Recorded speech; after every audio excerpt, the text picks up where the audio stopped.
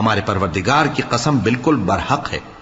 اللہ فرمائے گا اب کفر کے بدلے جو دنیا میں کرتے تھے عذاب کے مزے چکھو۔ جن لوگوں نے اللہ کے روبرو حاضر ہونے کو جھوٹ سمجھا وہ گھاٹے میں آ گئے، یہاں تک کہ جب ان پر قیامت ناگہاں آ موجود ہوگی تو بول اٹھیں گے کہ ہائے اس کوتاہی پر افسوس ہے جو ہم نے قیامت کے بارے میں کی، اور وہ اپنے اعمال کے بوجھ اپنی پیٹھوں پر اٹھائے ہوئے ہوں گے۔ دیکھو جو بوجھ یہ اٹھا رہے ہیں بہت برا ہے، اور دنیا کی زندگی تو ایک کھیل اور مشغلہ ہے، اور بہت اچھا گھر تو آخرت کا گھر ہے، یعنی ان کے لیے جو اللہ سے ڈرتے ہیں۔ کیا تم سمجھتے نہیں؟